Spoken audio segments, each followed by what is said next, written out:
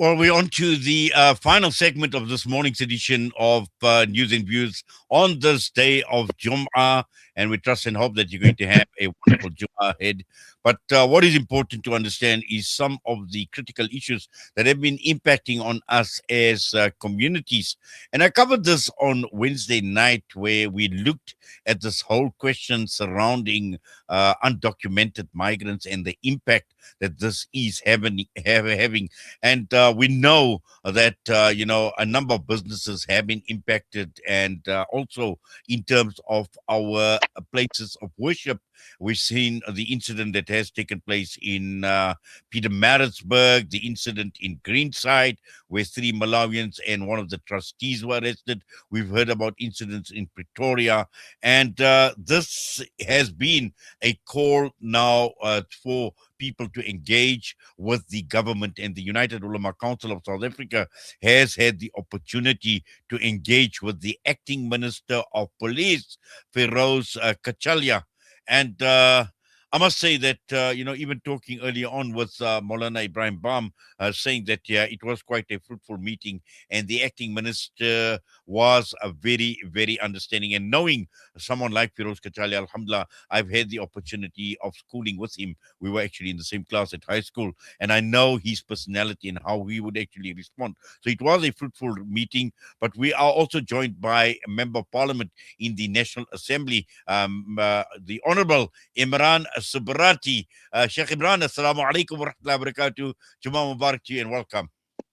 Walaikum salam wa rahmatullahi wa barakatuh, Haji Inayat Wadi, and your listeners and viewers of Salam Media. It's been too long that I've been on your show. It's so wonderful to be with you, and Juma Mubarak to you and to everybody. Well, we only call on you when things are getting critical, and is a dire situation. It is a major area of concern. It's been a major talking point in the Muslim community, Sheikh Imran, for the last few weeks. And, the calls were there for leadership to step up now and to talk to the powers that be. And as a result, we've seen this meeting between the United Ulama Council of South Africa and the acting Minister of Police. Yes, indeed. I think following the incident, and maybe firstly, thank you so much for responding, and to the radio for responding to my messages sent out with the notice and this interview this morning. Following that, and my name being mentioned in the statement, I've got inquiries that why were you there? This was a United Ulama Council meeting, so maybe it's useful just to explain that. And I think this also talks to what you had raised. Following the July 10th incident, many of us, including myself, received various calls from the community, both Muslims and non-Muslim communities, that what's going on, what was happened of it, was affected the sanctity of the masjid.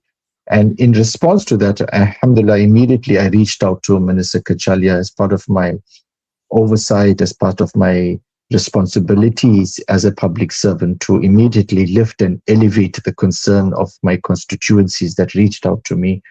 And we tried to get Minister Kachalia to engage prior. This incident took place on the 10th. So prior to the 17th, which would have been the next Friday, I desperately tried to get his office to engage so that we can avert a follow-up, because what was coming through was, are the Masjids being tackled, or is this going to happen on a Friday when the crowd is as a peak? And I was hoping to avoid that by the 17th, but the Honorable Minister had some other work and he was not available. And following that, this meeting took place yesterday, and hence that's placed me at that meeting mainly because of my direct involvement with the minister.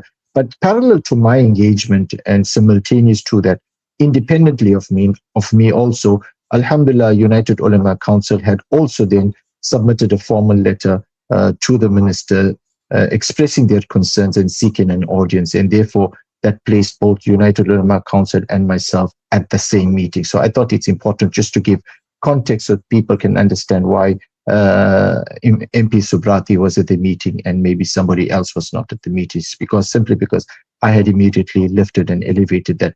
Yes, Inayat, I think, Haji Inayat Wadi, I think the concerns that you have raised is very poignant and very pertinent. In fact, I had raised the concern last week, and it's sorry, yesterday, in the opportunity to respond. I said that it's unacceptable that any community, any religious community, and that citizens are in a state of anxiety, in a state of despair, uncertainty, in any situation is really unacceptable. And therefore, I appealed for there to be clarity. And that underpinned my input, that I wanted there to be clarity. Because the notion that has been, is being promoted, and we cannot underscore that, is that there is a disproportionate targeting. And I think in your earlier introduction, you mentioned you did a show on Wednesday in the notion that there's a disproportionate targeting of Muslim businesses, Muslim places of worship that has to be taken seriously. It can't be swept under the carpet, because the government and the ministries and the relevant department have a responsibility to understand that and the potential risks it plays to stability in terms of social cohesion, in terms of building a stronger society. One can't ignore that. And I think that was strongly lifted. So maybe just as a way of introductory comments, the discussion yesterday, as you had loaded from Maulana Bam, was very progressive. I think the minister fully understood the context, the reality of the situation on the ground. And I think I had, subsequent to that, really commended him on the strong leadership that Minister Kachalia had provided in the way forward out of that meeting there. Yes, and also I think, Sheikh Imran, what is important, and you've pointed this out in terms of disproportionate targeting, because when one looks at immigration legislation, it applies to all and not only to a particular section of the community or society. And this is what we've seen. For example, if we're talking about places of worship, at this point in time, it is only mosques that have mainly been targeted. I can't actually think of an incident at any other place of worship with another, religious denomination. So this is absolutely important. This is critical for us to understand in terms of even promoting administrative justice or procedural fairness, which came out very, very strongly with the lawyer that I had the discussion with on my Wednesday night program. And these were two critical areas that he spoke about in terms of administrative justice, because why are you disproportionate in targeting a certain group?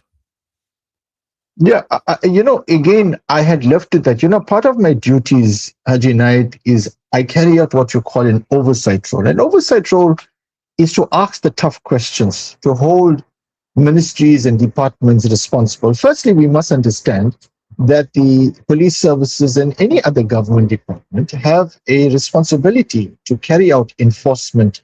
And I think there is absolute clarity on all parties, and UPSA has made it absolutely clear. There's no issues surrounding enforcement, but it must be fair and justified. So as part of my oversight and asking the tough questions, I actually asked the question. I said, I would like to get an indication that if there's been X number of masjids targeted, how many other non-Muslim institutions were targeted? And one has to ask these questions. And a robust democracy means that we must ask these questions. It's unacceptable that we keep it within ourselves and we're unable to. So we ask the tough questions. Have there been other places of worship that have been targeted? But I think there's an important point that emerged from the meeting, and I'm sure possibly Maulana Bam would have discussed it.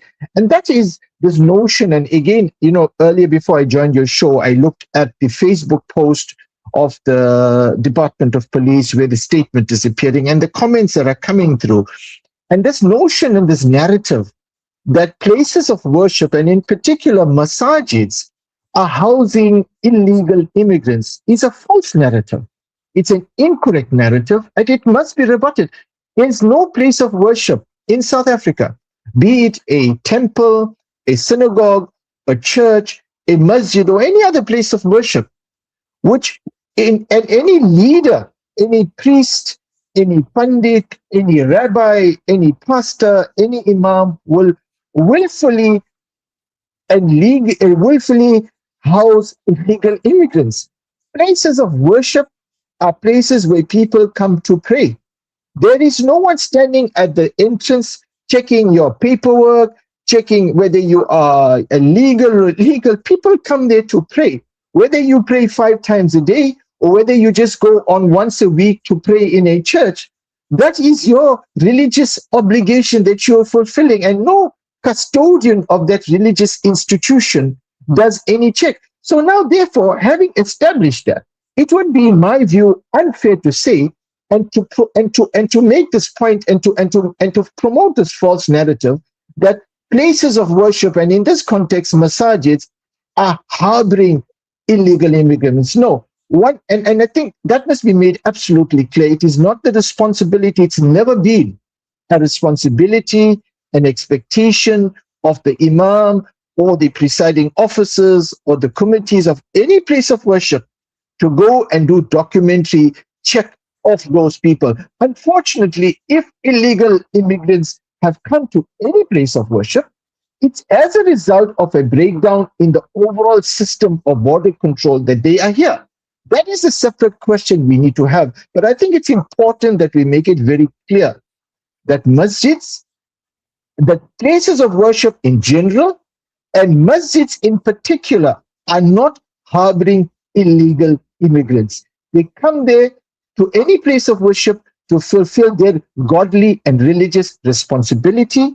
There has never been any checking of their paperwork, and I don't think that's a reasonable expectation to expect on a day of Juma, when the largest gathering comes to any place of worship, for there to be those checks and balances. I think it's important to state that this is a false narrative, Haji Nayed Wadi, that we must rebut. And I think this point was made very, very clear by the ulama that were present, and I must commend them for doing so at that meeting yesterday. Yes, and also I think what is important is that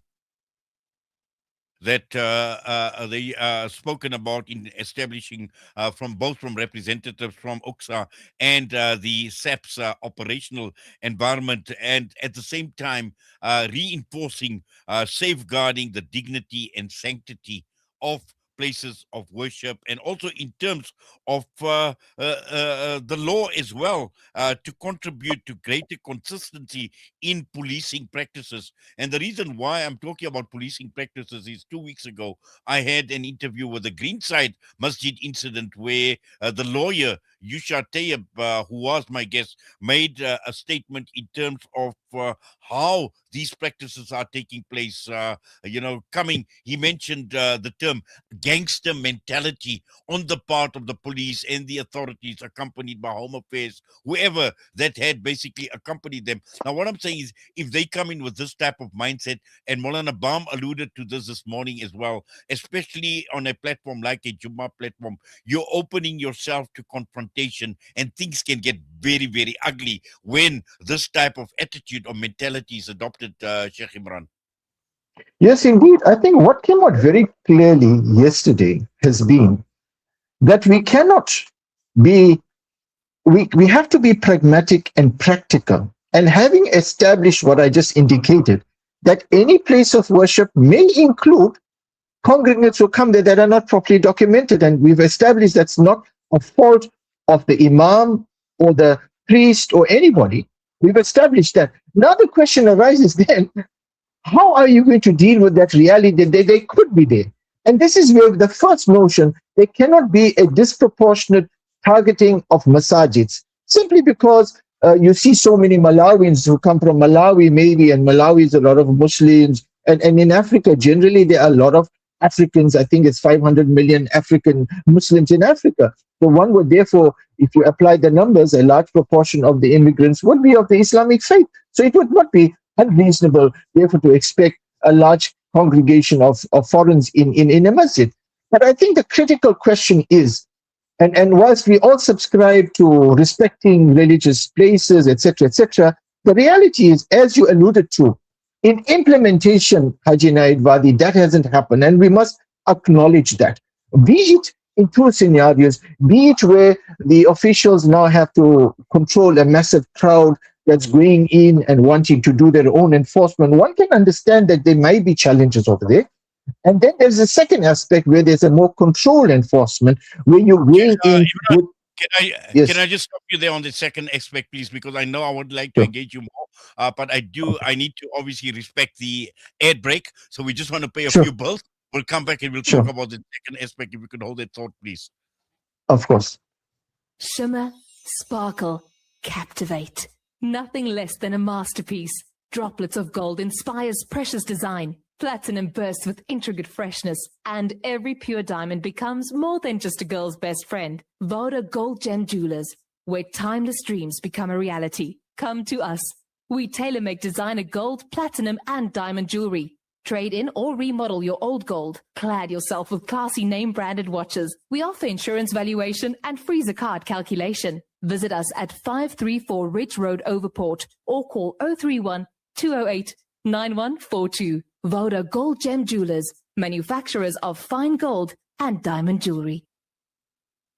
Discover the Africa of your dreams and surround yourself with her spectacular beauty. Relax beneath her serene sunsets and explore wildlife at its natural best. It's where the pride of Africa comes together. The Kwantu Private Game Reserve. Get to know the Big Five or cruise on an elephant safari game drive. Interact with lion and tiger cubs and enjoy world-class halal cuisine while we pamper you during your 5-star stay. Indulge in the true African experience. For reservations, call now on 042 203 1400 or visit kwantu.co.za. The Kwantu Private Game Reserve, the place of gathering.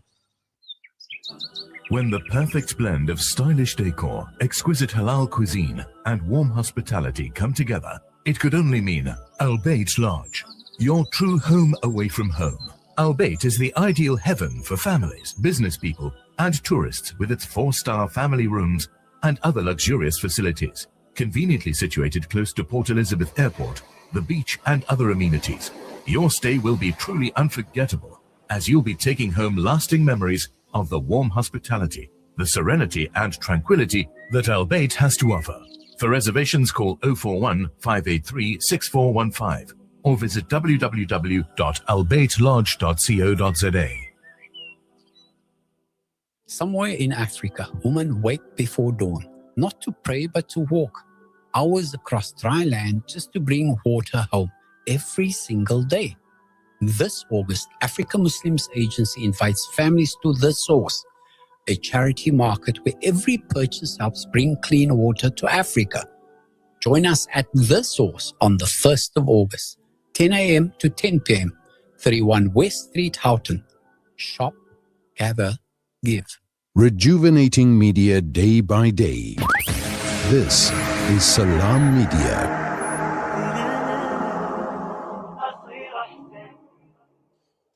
Well, we continue our discussion with the Honourable Member of Parliament in the National Assembly, Imraan Subrathie, and we are providing context of the statement that was issued by the Ministry of Police with regards to the meeting between the United Ulama Council of South Africa and the Acting Minister of Police, Feroz Kachalia. Sheikh Imran, let's continue. And you were mentioning that second issue, and I told you to hold your thoughts.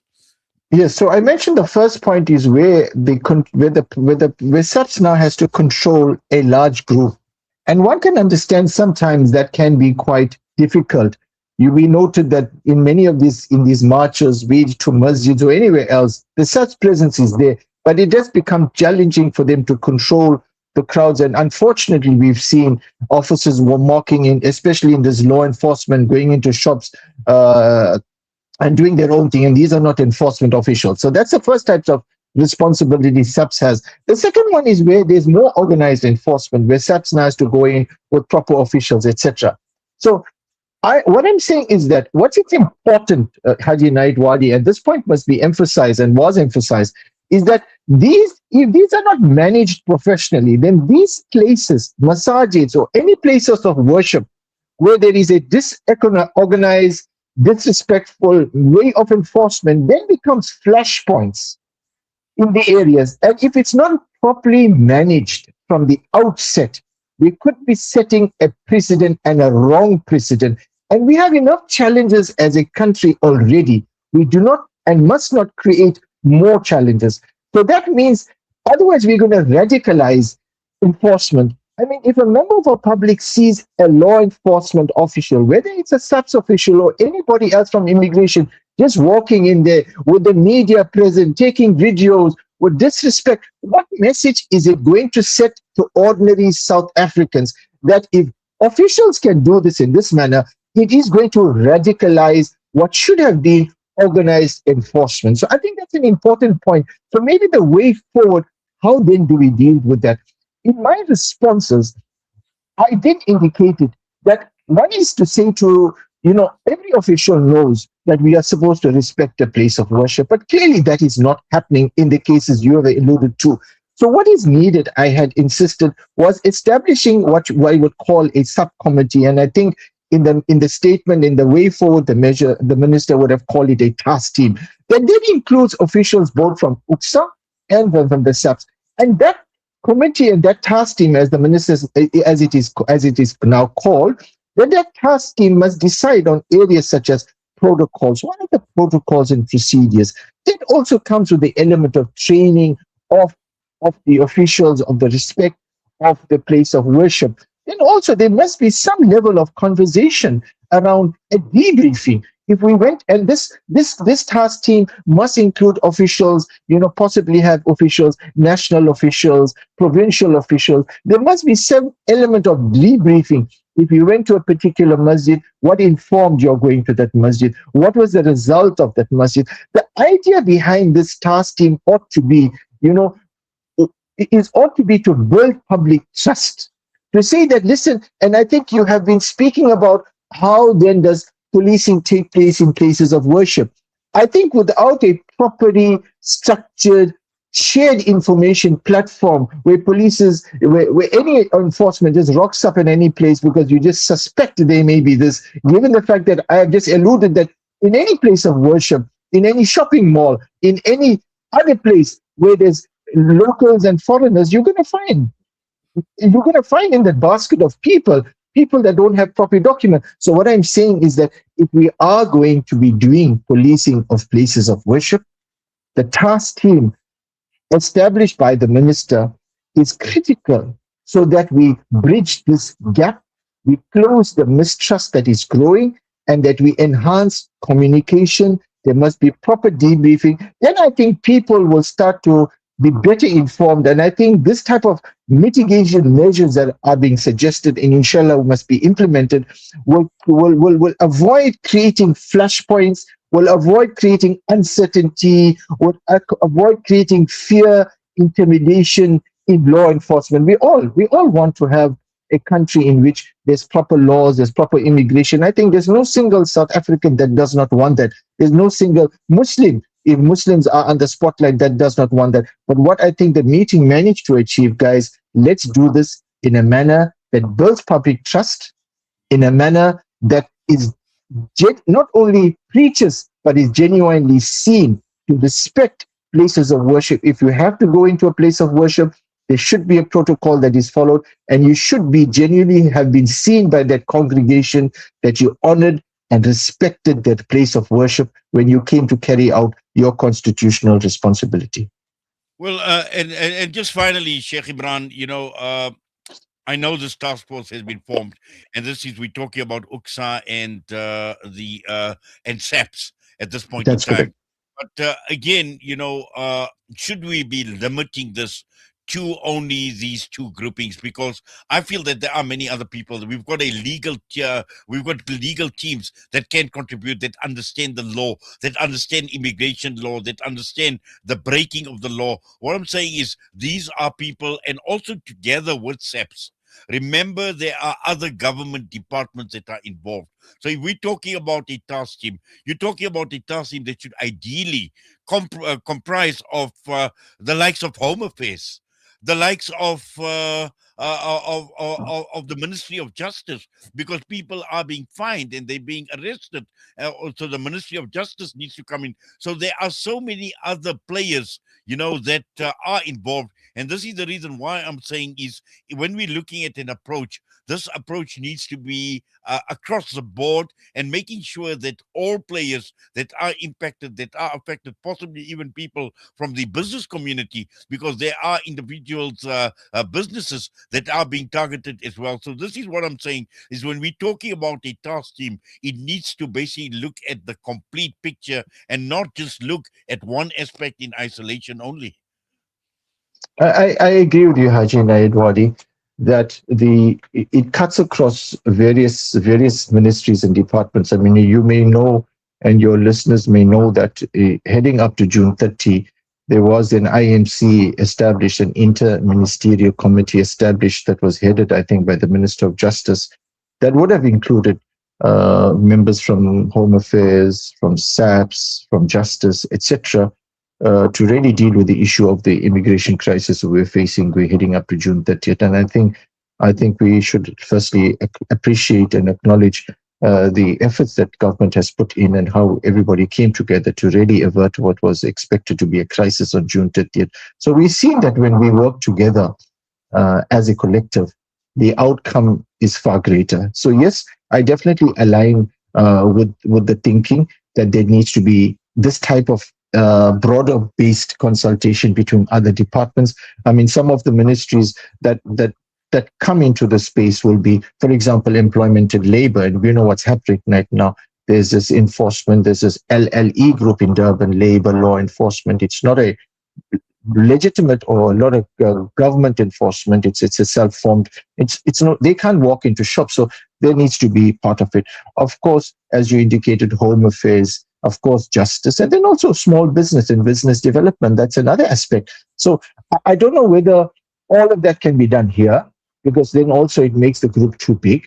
Possibly, I think for now, since the masjids are under spotlight, this should be incubated. So let's start to crawl, walk before we run. I think for now, immediately, we need to calm public fears regarding masjids. We do not want them to become flashpoints. But having said that, simultaneous to this, and certainly as a member of parliament, I am certainly working in the background to address these concerns. Of course, they are coming up. What concerns me significantly is the issue of is the notion that whilst we go out to enforce all laws, whether they labor laws, immigration laws, licensing of business laws, whilst there is this push in the government, in the country to enforce, in the overzealousness to enforce, again, I'm saying we must not appear to be radicalizing it because we are government officials who are doing this. I believe it must be done in a manner where there is broader-based consultation so that people are informed,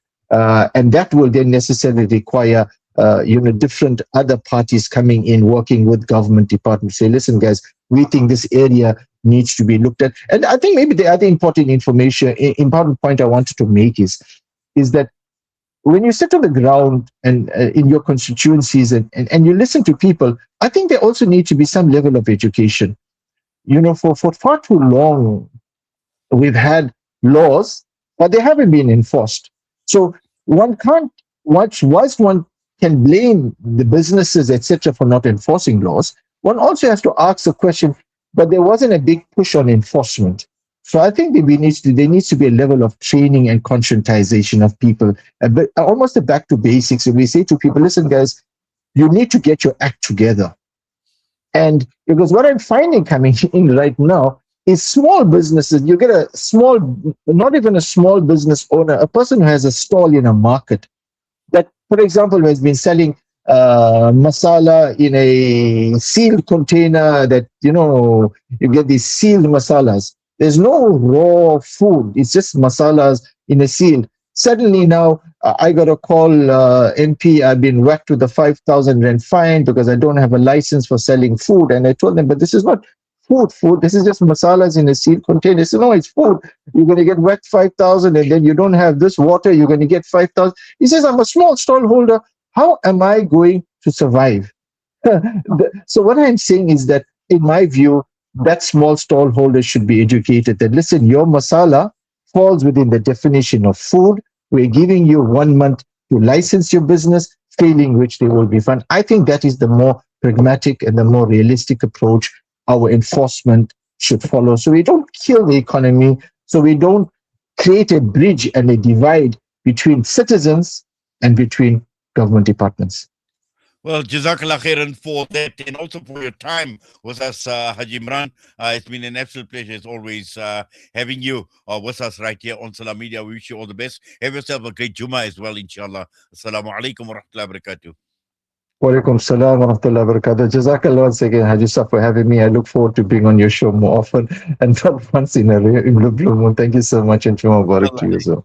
Ameen. The Honorable Member of Parliament in the National Assembly, Imraan Subrathie, with us. And with that, I'm going to be signing off. And once again, just to remind ourselves that it's a big weekend ahead of us, the voter registration weekend.